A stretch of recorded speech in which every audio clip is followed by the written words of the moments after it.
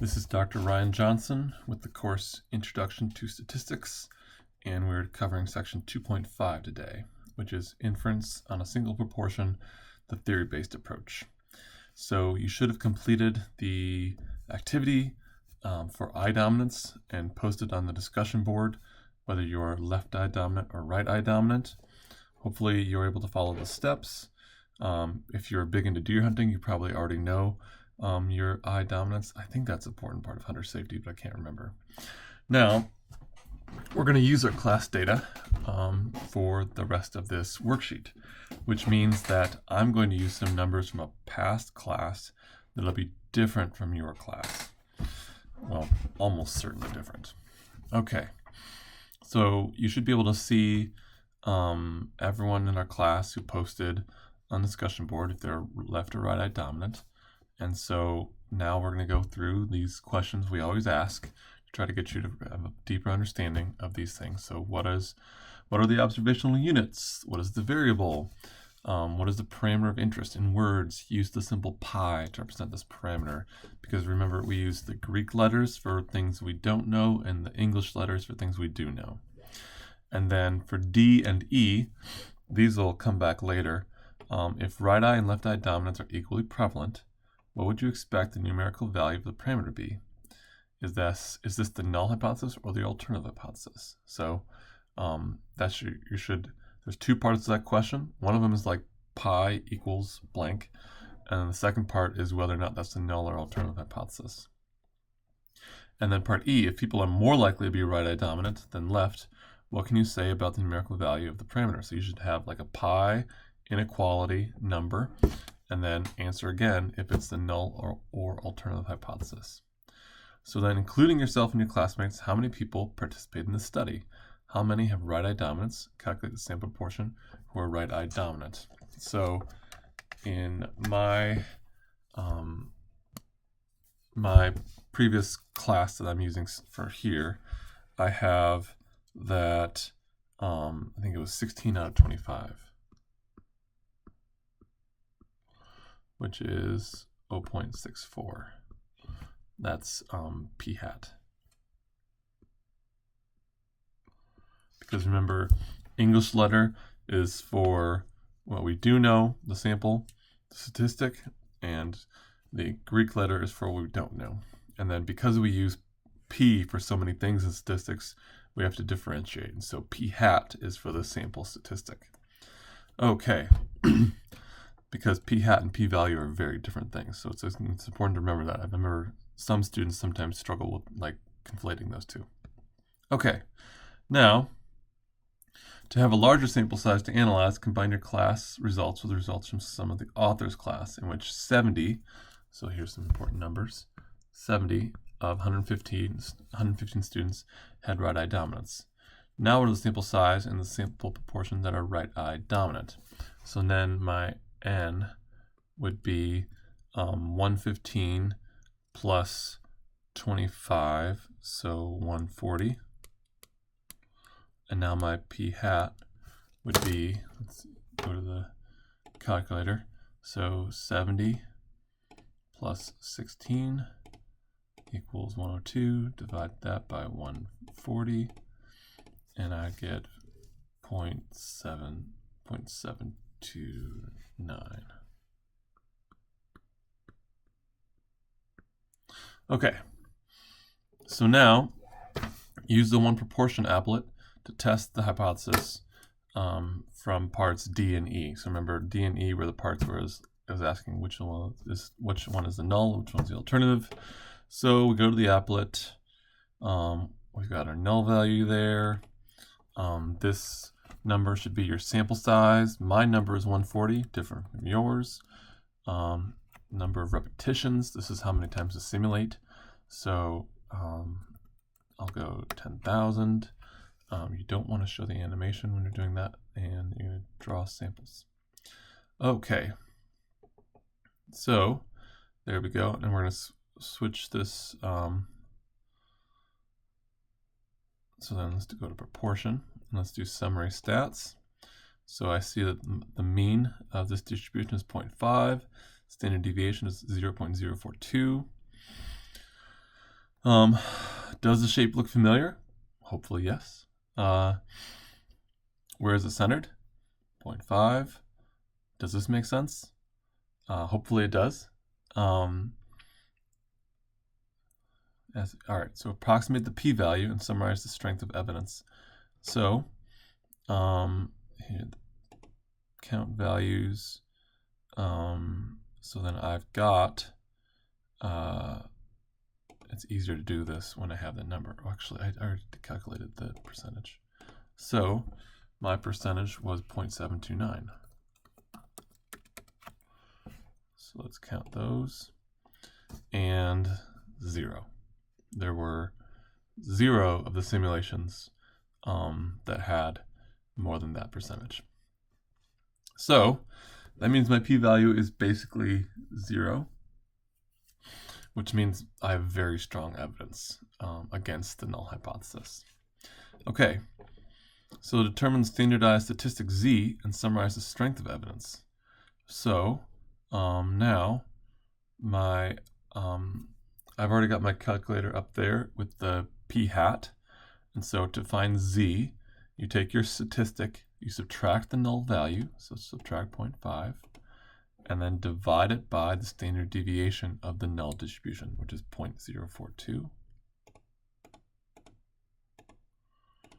And I get 5.44. So my Z value is 5.44, which is very big. I mean, our chart of Z values only goes up past 3, so it's very strong evidence. Okay, so the theory-based approach. This is kind of the new stuff from this section. And so you should have noticed that when we do these simulations, we get the same sort of bell-shaped curve, also called the normal curve, that shows up every time, especially if we do enough repetitions. And we talked about this in the reading. In the reading, it kind of talks about how when you simulate enough, your simulation looks like the bell-shaped normal curve. So check the box next to normal approximation on the applet. So normal approximation.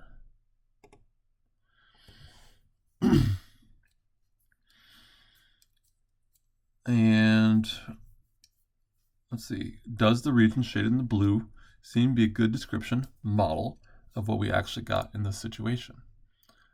For my case, it's yes. All right, so for number 8, so the normal approximation to the null distribution is valid whenever the sample size is reasonably large. One convention is to consider the sample size to be large enough whenever there's at least 10 observations in each category. So according to this convention, is the sample size large enough in this study to use the normal approximation and theory-based inference? Justify your answer. So when you says justify your answer should have the word because in it. So you should use a full sentence that has because. And it should be related to this validity conditions, which we talk about above and below the exercise, of at least 10 in each category. So for instance, the categories are left eye dominant and right eye dominant. If we have at least 10 in each category, then it's okay to use the normal approximation. Okay, so formulas. So the normal approximation will give you the values of standardized statistic and p-value based on mathematical predictions. As you learned previously, the standardized score is basically statistic minus the mean of the null distribution divided by standard deviation of null distribution. So the mean of the null distribution is basically like it's going to be pi if you do enough simulations. And so instead of mean of null distribution, you can just use pi there. And then the second predictive value of standard deviation. So instead of standard deviation of the null distribution, we can predict that with this formula. The square root of, so the standard deviation is this situation. So its standard deviation is different in different situations. But in this situation, it's a square root of pi times 1 minus pi all over n. And that's the square root of that whole thing. So use the formula to determine the theoretical predicted standard deviation of the sample proportion. Then compare this to the one from the simulated. So your pi value is 0.5, and then 1 minus 0.5 is just 0.5, so I'm just going to multiply it by 0.5 again. My sample size is 140. Yours might be different, so divided by 140. And then you take the square root of that number. And so I got 0.042, which is just like 0.042 there. So that means that, let's see. So I would say, if I were like doing this, I would say my answer, and then I'd say, yes, it's similar to the simulated one for me. Hopefully it's also the same for you. All right, so then basically the central limit theorem is an important thing from statistics if you want to do theory-based calculations instead of simulation-based. So for theory-based calculations, central limit theorem says that the sample size, if it's large enough, and then large enough is always like dependent on certain things. You know, the 10 and 10 in each category is more like a guideline. So as the sample gets larger and larger, the standard deviation gets closer to this formula. So use the predicted value of the standard deviation to calculate the standardized statistic by hand. Confirm that your answer is very close to what you found. So what I would need to do then is recalculate my z, which is the 0.729, so 0.729 minus 0.5, and then divided by the standard deviation that I got when I plugged in that, which was 0.042. And lo and behold, I got exactly the same z. Or you might not get exactly the same z, but hopefully it's very close.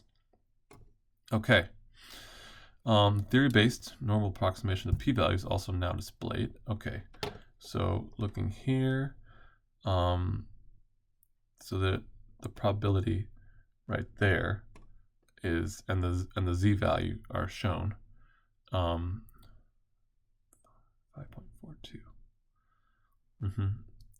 And then this z-value here is slightly different from what I have in my calculator. And that's because I have a rounding error, but the computer is not rounding. And so that's why it's a tiny bit difference there. The importance there is I maybe should not have rounded so much. And I probably could have got this exactly the same number there. Okay, so be careful of rounding error in these questions. And so compare the p-value to the one you got from the simulation. So my probability is 0, and it's basically 0 in the simulation, so they match.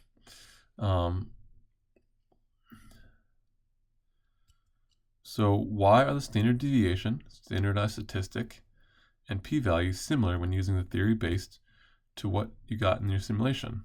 When would they be different?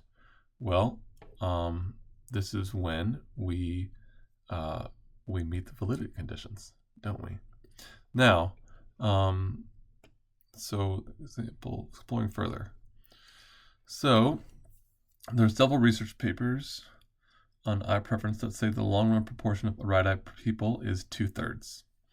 Okay, so use the theory-based approach to test the claim that there is a 2/3 chance that a person will be right-eye dominant. So now you need to change your null and alternative hypothesis change. And so now if pi is this new value of 2/3, redo everything with theory-based using the formula and see what you get. So remember that there should be a lot that you answer for this one because it's asking several parts in there. So make sure you're answering everything in that question. And then in a small class of 14 students, 9 students turn out to be right-eye dominant. Use simulation to generate a two-sided p-value. Then why, and then different from 0.5. Why can't you use the normal approximation in this case, right? Why can't you? Okay, we talked about it earlier. So use the normal approximation anyway and compare and comment on the p-values. So hopefully here, because the validity conditions are not met, you should get different p-values. And so that highlights how to do theory-based one proportion and how it can differ from simulation-based. All right, so that completes our video.